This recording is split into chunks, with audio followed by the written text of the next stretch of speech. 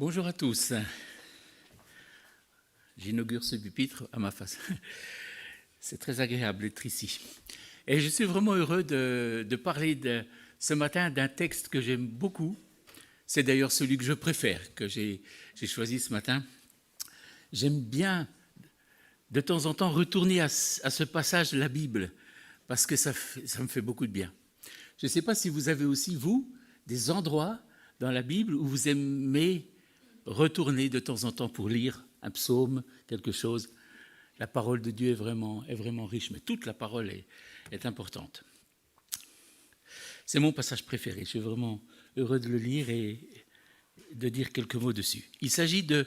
Bon, ce ne sera pas affiché, je n'ai pas préparé de diapo, mais nous allons écouter la parole de Dieu ou ouvrir la parole de Dieu dans la lettre aux Éphésiens, le début. Et nous méditerons particulièrement les versets 3 à 14. Mais je vais d'abord lire les salutations de l'apôtre Paul à l'église d'Éphèse et ensuite le texte. Éphésiens, premier chapitre, premier verset. De la part de Paul, apôtre de Jésus-Christ, par la volonté de Dieu, aux saints qui sont à Éphèse et qui sont fidèles en Jésus-Christ, que la grâce et la paix vous soient données de la part de Dieu notre Père et du Seigneur Jésus-Christ. Béni soit le Dieu et Père de notre Seigneur Jésus-Christ, qui nous a bénis de toute bénédiction spirituelle dans les lieux célestes en Christ.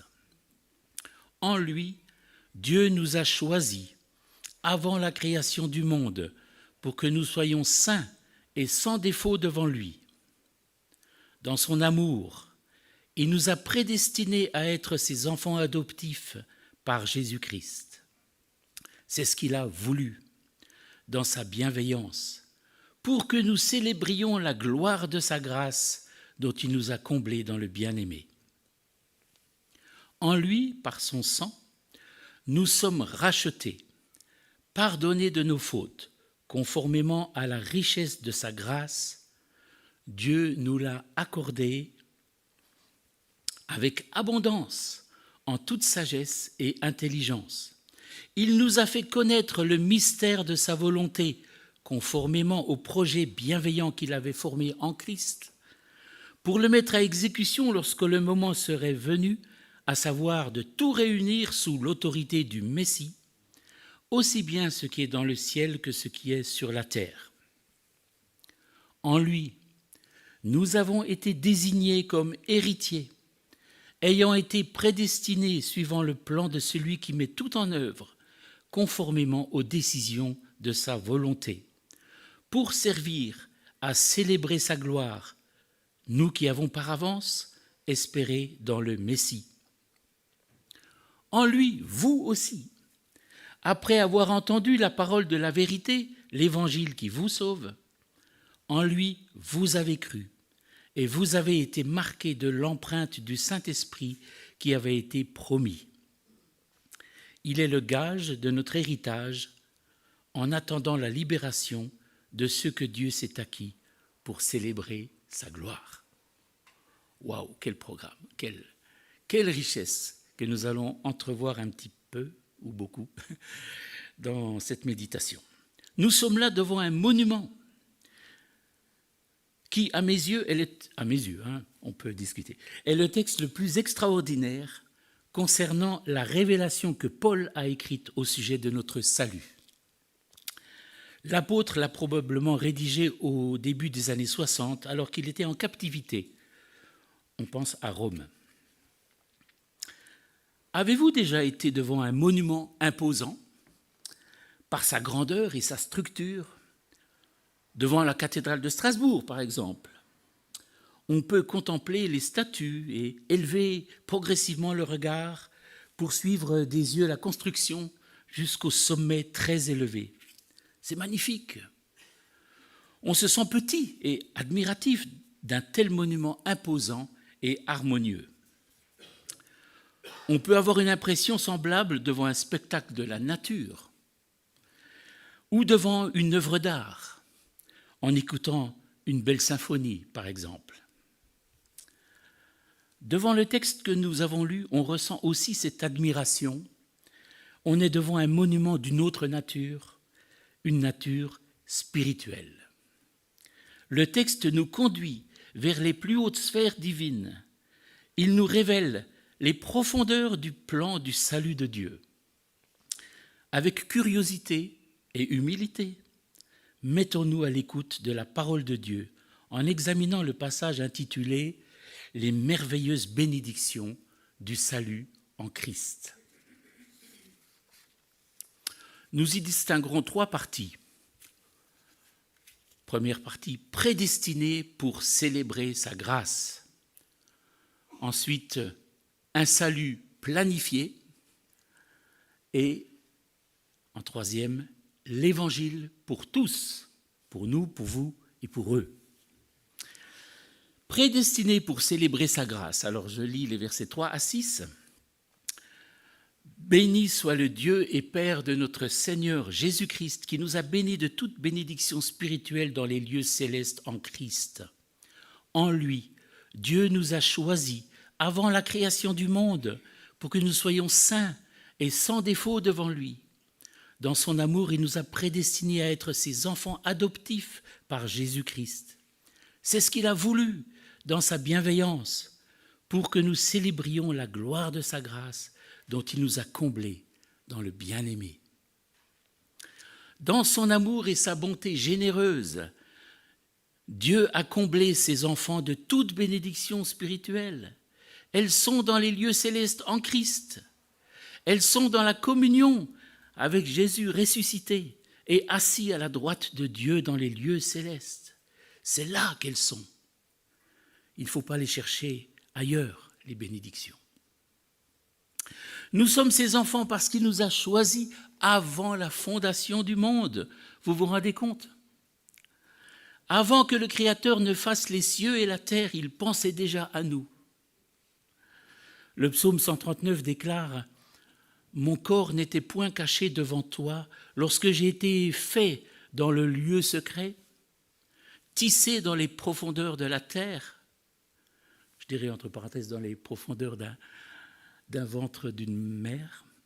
« Quand je n'étais qu'une masse informe, tes yeux me voyaient, et sur ton livre étaient tout inscrits les jours, tous, qui m'étaient destinés, avant qu'aucun d'eux n'existe. Que tes pensées, ô Dieu, me semblent impénétrables. Souvenons-nous-en quand nous doutons de notre salut, et adorons-le. Il nous destine à être saints et sans défaut devant lui. Voilà l'objectif glorieux de Dieu pour nous. C'est le processus de la sanctification qui est en marche et qui aboutira certainement au jour de Jésus-Christ, c'est-à-dire quand nous entrerons pleinement dans le royaume préparé. Ce n'est pas à recevoir passivement, mais ça nous met en marche pour vivre au mieux, avec tous nos efforts, la recherche de la sainteté, en ayant pour modèle notre Seigneur Jésus-Christ, à qui nous serons un jour semblables. Tout cela, Dieu le veut pour que nous célébrions la gloire de sa grâce.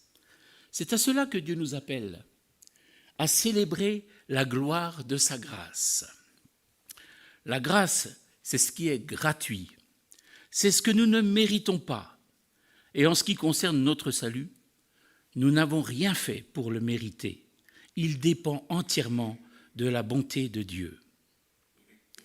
Dieu est venu nous chercher dans nos ténèbres, dans notre misère, et il nous en a sortis en nous adoptant comme ses enfants.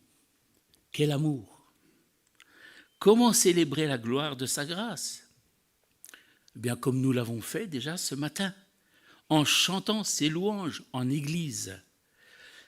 Mais nous pouvons aussi célébrer la gloire de sa grâce par un culte personnel. Avez-vous un culte personnel quotidien? Avez-vous pris cette habitude? Je vous le recommande. Ça change la vie.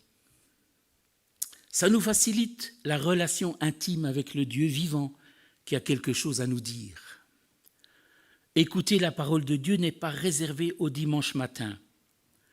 Nous prenons des repas tous les jours, n'est-ce pas? Nourrissons-nous aussi quotidiennement de la parole de Dieu. Une manière de célébrer la gloire de sa grâce est aussi d'en parler à d'autres.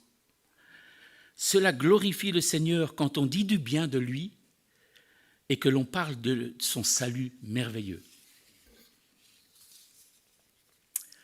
La suite de notre texte concerne un salut planifié. Et je vais lire les versets 7 et quelques versets à partir du verset 7.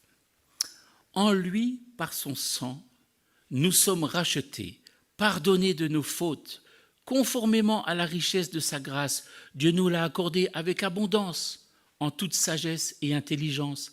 Il nous a fait connaître le mystère de sa volonté, conformément au projet bienveillant qu'il avait formé en Christ pour le mettre à exécution lorsque le moment serait vraiment venu, à savoir de tout réunir sous l'autorité du Messie, aussi bien ce qui est dans le ciel que ce qui est sur la terre. Dieu a un plan, il n'y a pas de hasard. Toute l'histoire de l'humanité et du cosmos, du commencement à la fin, est minutieusement et sagement préparée par une intelligence supérieure, celle qu'on nomme l'Éternel. Rien ne lui échappe. Il contrôle tout. Il sait aussi bien ce qui concerne nos cheveux sur la tête que ce qui concerne les civilisations et le destin des nations. Il est le grand souverain, au-dessus de toute autorité. Même les méchants lui sont soumis. Prenons un exemple. L'exemple du procès falsifié de Jésus en Jean 19. Pilate dit à Jésus, « Ne sais-tu pas que j'ai le pouvoir de te relâcher, que j'ai le pouvoir de te crucifier ?»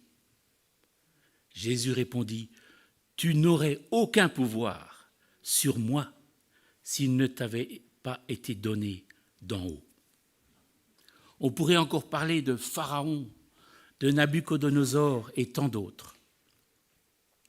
Dieu a une volonté qui s'accomplit et un projet qui s'exécute au moment qu'il a lui-même fixé.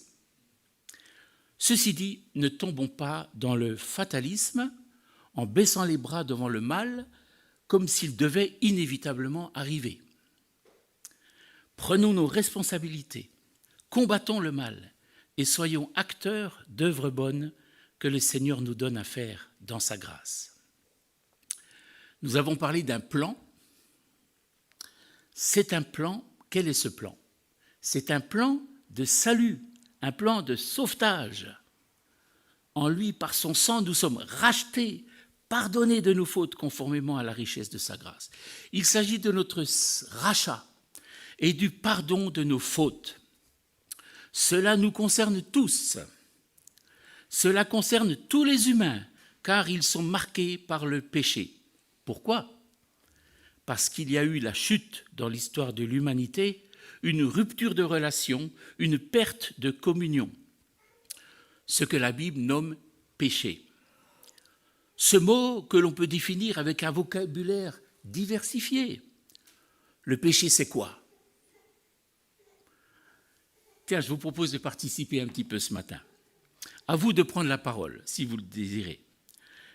Qu'est-ce que le péché? Alors, je suis à votre écoute. Pardon? Rater la cible, oui. Qui dit mieux?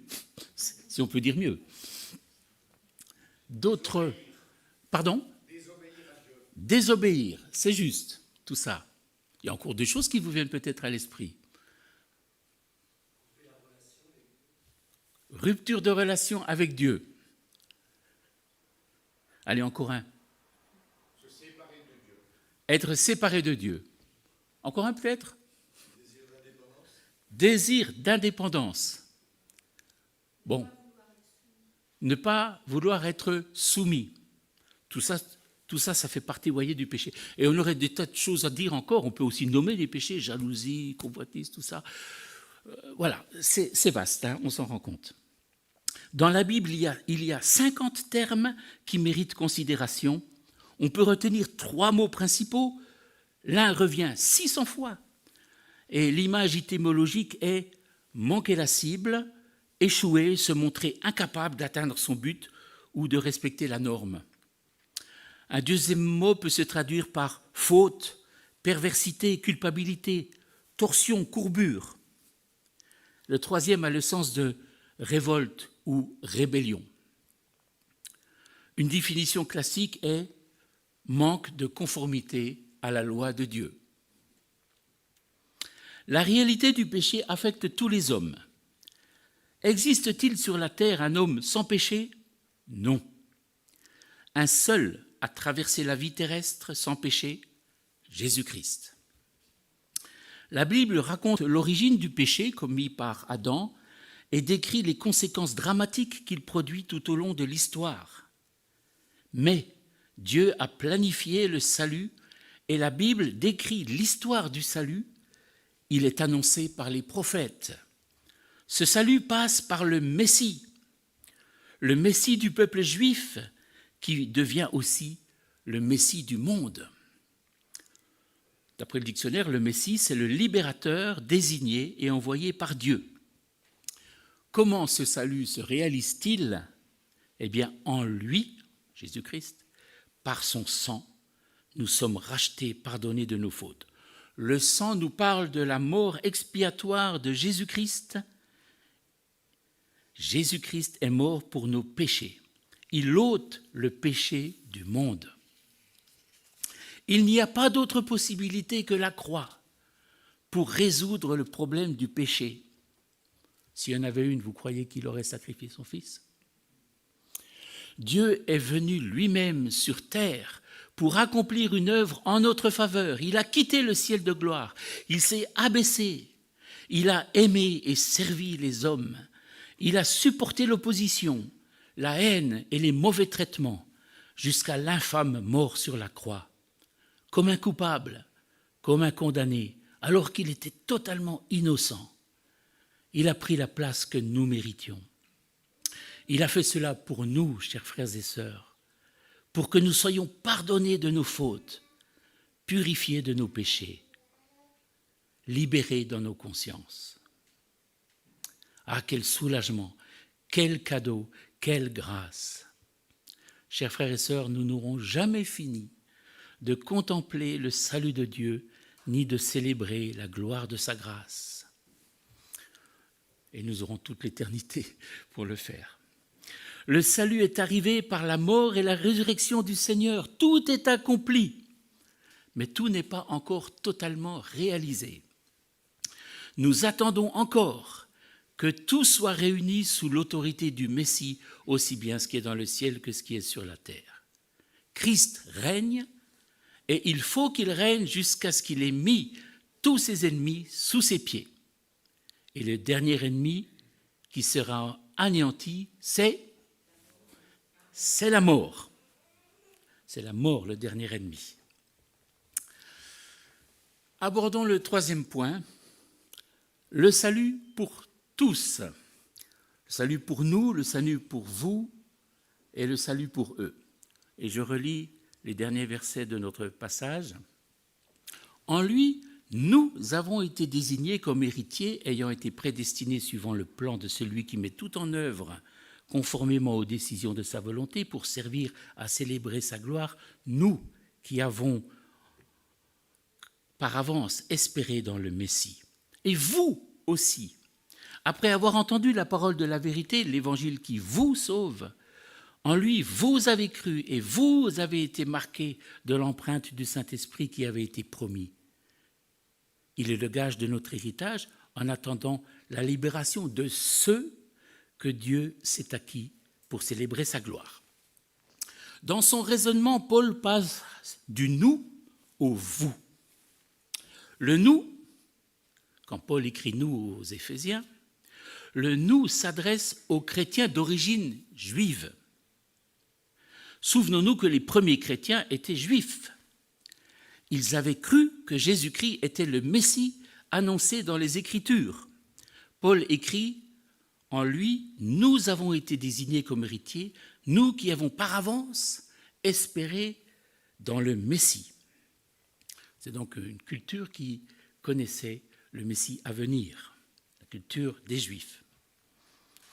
Ces croyants juifs avaient mis leur espoir dans le Messie libérateur qu'ils attendaient, et leurs yeux se sont ouverts pour reconnaître le Messie dans cette humble personne qui est Jésus-Christ. Mais le salut s'étend au-delà des Juifs. Il concerne tous ceux qui croient en Jésus, quelle que soit leur nationalité. C'est pourquoi Paul écrit « En lui, vous aussi », et là il s'adresse donc aux chrétiens d'Éphèse qui n'étaient pas juifs. « Vous aussi, après avoir entendu la parole de la vérité, l'évangile qui vous sauve, en lui, vous avez cru et vous avez été marqués de l'empreinte du Saint-Esprit qui avait été promis. » L'Évangile sauve aussi ceux qui ne sont pas juifs, qui n'en ont pas la culture ni les traditions religieuses.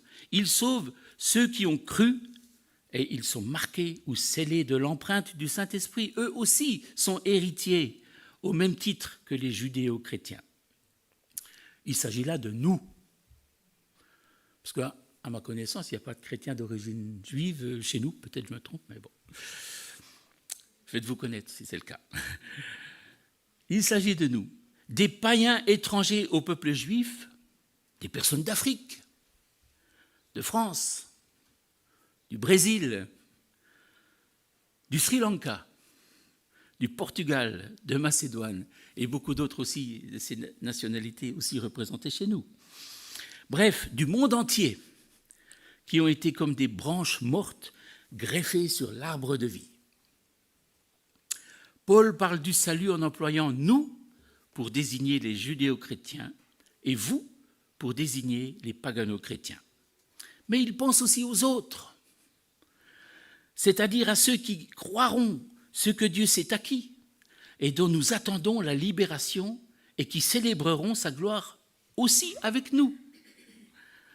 N'attendons pas cette libération passivement. Bon, il va tout faire, c'est bien. Bon. Dieu veut nous utiliser, Dieu veut t'utiliser comme témoin pour annoncer la bonne nouvelle. Alors, d'une manière toute simple et pratique, posons-nous la question, à qui pourrais-je témoigner ? Quelle personne ai-je à cœur de voir devenir chrétienne ? L'apôtre Paul il pleurait tellement, il trouvait triste que ceux qu'il aimait n'appartenaient pas à Dieu. Prions pour cette personne et invitons-la à l'Église pour qu'elle puisse découvrir une riche communauté de croyants, en espérant qu'elle célébrera un jour avec nous la gloire de la grâce de Dieu. C'est vrai, on parle d'évangélisation, on en fait, peut-être pas assez, certainement, mais on peut aussi inviter des personnes au culte. Nous allons conclure. Je suis conscient qu'en méditant ce texte, nous avons un peu rapidement contemplé ce monument qui mérite plus d'attention de notre part. C'est comme si nous avions pris une photo que nous regarderons encore plus tard. Pour la trouver, souvenez-vous que c'est le début de l'Épître aux Éphésiens. Je vais terminer avec une prière spéciale. Spéciale parce que ce n'est pas moi qui l'ai formulée. Je reprends la suite du passage que nous avons lu, où on voit l'apôtre Paul qui prie pour que ce qu'il a écrit, ça rentre vraiment dans le cœur de ses auditeurs. Et bien sûr, je vais remplacer les vous par nous dans cette prière. Alors, je vais la lire, mais inclinons-nous dans la prière. Que le Dieu de notre Seigneur Jésus-Christ, le Père de gloire, nous donne un esprit de sagesse et de révélation dans sa connaissance, qu'il illumine les yeux de notre cœur pour que nous sachions quelle est l'espérance qui s'attache à son appel, quelle est la richesse de la gloire de son héritage qu'il réserve aux saints, et quelle est envers nous qui croyons l'infinie grandeur de sa puissance, se manifestant avec efficacité par la vertu de sa force. Amen.